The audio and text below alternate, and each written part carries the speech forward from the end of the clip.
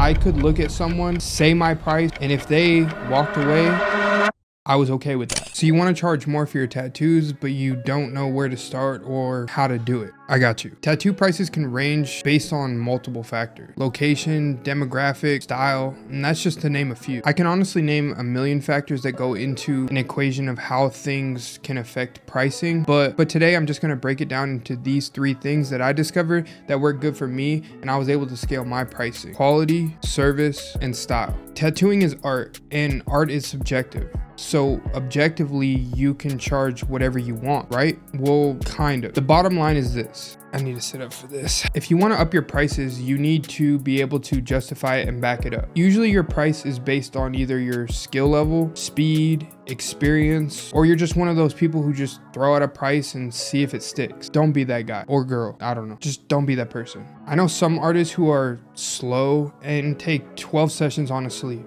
I know some that are fast and can do a sleeves in 1 or 2 sessions. I know some that charge $4K plus per session, and I know some that charge $40 and a 6-pack of beer. It all ranges. But how I decided mine was pretty simple. So this is my thought process. If you want to make more money, you either have to increase the value or the quantity. Besides what I said before, like location, demographic, and all that, all the things that are kind of like out of your control in a way, these are the most common areas that I believe can affect your overall pricing: speed, years of experience, quantity, quality, the overall tattoo experience, your style, and your environment. Are you in a walk-in style shop? Are you in a luxury studio? Or are you in your auntie's apartment kitchen? Hey, nothing's wrong with that. We've all been there. Some of my most fire tats come from a kiddie table sitting in a random person's kitchen. And some of my worst ones came from that too. So there's that. The more of these factors you can kind of like check off, the higher you can kind of justify your price. When I think of how I aim to add value, I break it down into these 3 main things. The first being quality. Quality to me is an obvious first thing in the list of like priorities. Tattoos are permanent, and this to me kind of just goes without saying. Quality will always be the most important thing to me, and to this day, every tattoo I do, I try and find at least 1 or 2 things that I can do to improve the overall quality of my work. But I think personally, quality goes further than just the tattoo and how it looks. I think this next thing is just equally as important: service. Service, I think, is one of those things that goes unnoticed a lot of the time in different industries, but I think especially in tattooing. Like, I can easily say that I had the best tattoo experience with you than I've ever had with anybody else. Yeah, that is. I've met a lot of artists who understand the importance of this and they do amazing at it. But on the flip side, I've also met some artists and heard a lot of stories even from my own clients talking about tattoo artists they've previously had, and they'll say, oh, I like the tattoo, but it was almost always a reminder of how bad that person was or that day was. Like, it's all they could talk about when they showed me the tattoo. The work was good, but it was a terrible experience. All the other people I've ever gone to, it's either like, honestly, like shops to where I don't, like, it was like I was younger, so like I kind of regret them, but like, this is one shop I went to, it just didn't feel like a real authentic experience. Yeah. And then like some other people, you know, they just like, I don't know, it just didn't feel like, at least you're gonna communicate and like talk to me about like what's going on. Right. Mm-hmm. These other people like kind of just going in there and not really slap it on. Yeah. Slap it on and just go. And that's why I say service can be almost just as important as the actual quality of the tattoo. It's something that I think a lot of artists overlook on being a place you can even up your pricing based on the service you provide. For example, for me, I have a private studio. This obviously costs me more money, but I factor it into my overall pricing. Not everyone cares about it, but for the people who do care about it and see the value in the environment I'm trying to create, the price is worth it to them. I had an amazing experience. I would rate it a 10 out of 10. Is there anything that he could do differently or? Nothing different, just continue to be himself, which is the reason why, I came here in the first place. Just really appreciate the vibe, the energy. Obviously the tattoo was great on top of everything, so nothing he can do outside of just being consistent like he has been. This could be as simple as providing extra pillows for comfort, a TV, phone chargers, meals, snacks, just using high quality products, aftercare bags. Maybe it's headphones you provide or drinks for them or the music you play. These are just ideas and things to think about.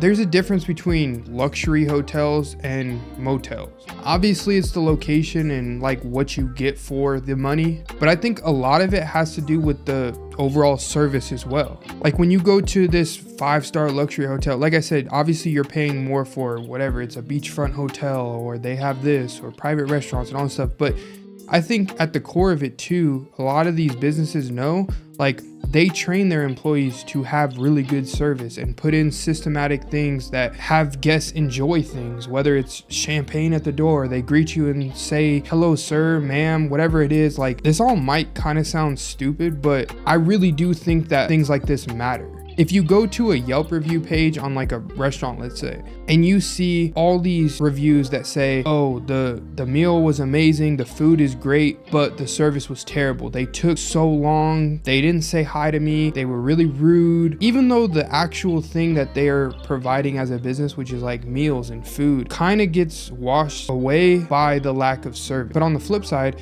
you could have like this cheap burger joint or this mom and pop shop. They're super inviting. They remember your name, whatever it is. They might have reviews where the food is maybe just mediocre compared to that other place, but people will go there for the overall service. Unfortunately, I think some artists think they're just above service because their work is maybe just so good. Maybe their books are closed and they don't want to deal with anyone, or they don't like to talk much, or maybe they just think that all that matters is the actual tattoo. And to some people, that is all that matters. But to others, they want the experience too. Tattoos for a lot of people are like therapy. And I get that, honestly. I've heard that so many times when I'm tattooing somebody, and I really don't take that lightly. Let's face it, tattooing is already painful enough. So if you as the artist can make it at least a better overall experience for people, I think that that goes a long way.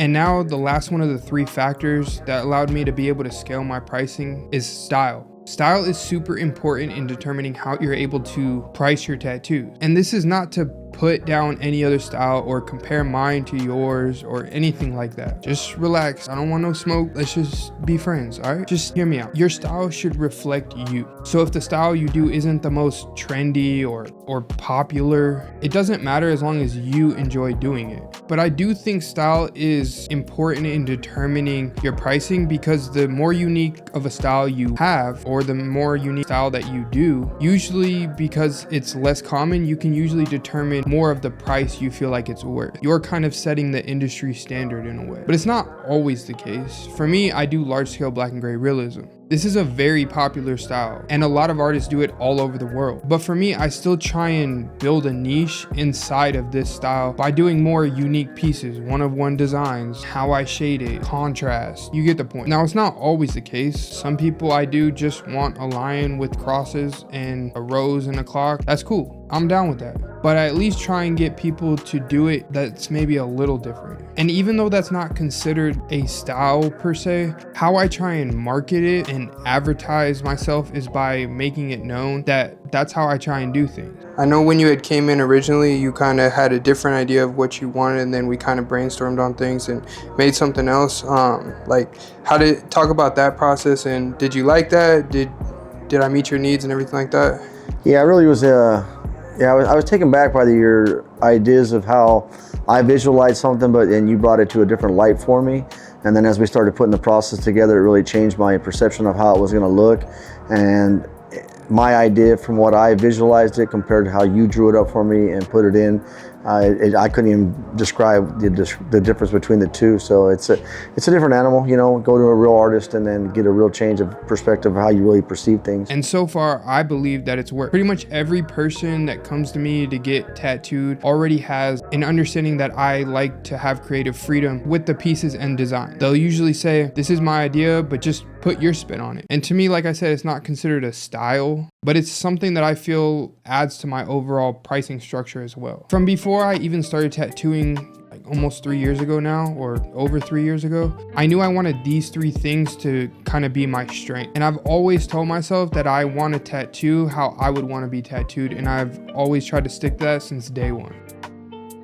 I feel like the thing that helped me the most when I decided when was the right time to raise my prices was when I could look at someone with full confidence, say my price or say my new price, and if they walked away, I was okay with that. I would rather them leave and not get tattooed by me because they don't like my new price than them get tattooed by me at my old price. For me, that's how I knew. And when I had enough confidence and enough justified reason for my own self to be able to do that, that's when I raised my prices. And you just have to own that and be confident with that and just let the chips fall where they fall. Because it's just as likely that you could raise your prices and be booked even more, just as likely as it could be that you could stay at the same rates you have and not get booked as much. But that goes into the preparation of when you know, you know. And I think by implementing some of these things, you can have a much better chance at successfully raising your prices. This video was a lot more informative and more serious of a conversation. Do me a favor and drop your opinion on this in the comments below. Let me know what you're thinking. Do you have the same kind of experience I had with it? Are you struggling to raise your prices? Have you raised your prices and seen success? Have you seen not so much? Let me know. Or just let me know things that have worked for you, or maybe things that haven't worked for you. If you made it to the end, I really appreciate you. And yeah, that's it for today. I love you guys. Peace.